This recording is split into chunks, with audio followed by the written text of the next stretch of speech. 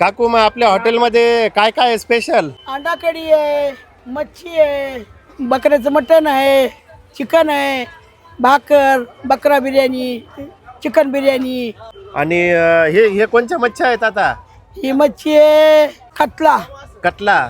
आणि इथं अंडे, गावरान आणि हे दोन्ही पण आहेत का? दोन्ही पण आहे. हे इथं आपण आता चिकन शिजून ठेवलेलं. हा, हे आता शिजवून ठेवलेलं. आणि मग याच्यासाठी लागणारे आता हे जे ग्रेव्ही हे तर आपण आधीच बनवून ठेवतो कसं हा, आहे? आधीच बनवून ठेवतो. मग जसं मग गिराईक आलं त्या हा, हिशोबाने तसं आपण देतो. देतो. इकडं पण चालू वाटतं आता शिजवलेलं. हा, आणि मग तुम्ही या माळेगाव यात्रेमध्ये किती वर्षापासून येता? 45 वर्ष. 45 वर्ष. अरे बापरे, लय दिवसापासून येता. मग तुम्ही आता 45 वर्षापासून तुम्हीच येत होता की आधी दुसरं कोणी? कुणी नव्हतं इकडं, मी एकटीच होते इथं. अरे बापरे. फक्त मी एकटी होते इकडं, कुणी नव्हते या भागात. हा, हा. रात पाळण्याकडे होते लोक. म्हणजे तुमची पहिली हॉटेल आहे ह्या भागातली समजा. मी एकटी होते इथं, कुणी नव्हतं. आणि मग पहिल्यांदा जेव्हा येत होतात तर काय काय मिळत होतं इथं तुमच्या मी इथं? पहिले चाय पाणी पुरी भाजीचं लावलं होतं इथं बाजूला. हा हा. ती माझंच हॉटेल आहे ती बी. मग तिथं व्हेज मध्ये चहा पाणी पुरी चहा भाजी सगळं? पाणी पुरी भाजी खिचडी. खिचडी. हा, पुन्हा ही बिर्याणीचं चालू केलं मी. मग हे आता नॉन व्हेजचं चालू करून किती वर्ष झाले? ह्याला झाले 25 वर्ष. 25 वर्ष झालेले आहेत. आता हे सगळं तुम्हीच बनवत असता का आता माणसं आहेत बनवायला? नुसत्या बाया आहेत, भाकरीला समजा बी करतो. तुम्हीच करतात सगळं आता?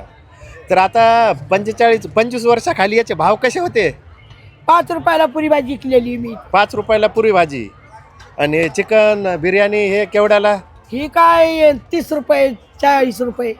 आणि आता काय भाव आहेत मग? आता बिर्याणी 70 रुपये. आता बिर्याणी 70ला आहे तुमच्याकडं.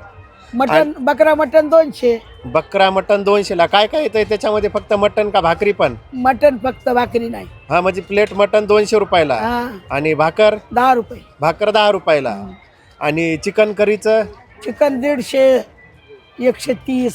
130. जसं गिराईक चलन तसं. हा, त्याच्यानुसार. आणि अंडा करी? 80, 100. 80 आणि 100 रुपयाला. आणि आता यावर्षी गिराईक कसं आहे मग?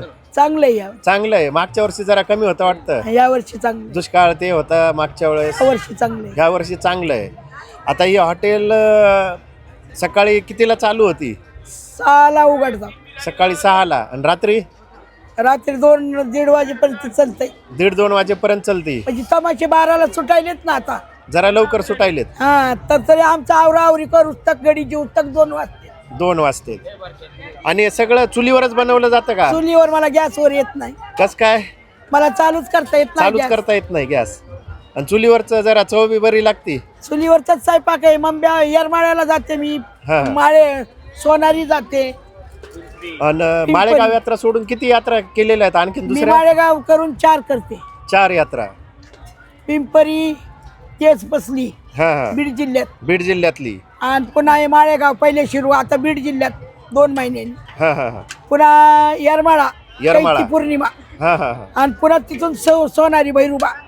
सगळीकडे जात असतात. हा, मोठी कोणची यात्रा आहे मग? माळेगाव, माळेगावची मोठी आहे. येरमाळा येरमाळ्याची आणि आहे. पिंपरी. हा. सोनारी मोठी होती पण ती घसरली, तिथं सोय नाही मुळे. सोय नाही. इथं सोय कशी आहे मग? इथं सोय समधी आहे, पाण्याची आहे, समधी आहे. समधी आहे. हा.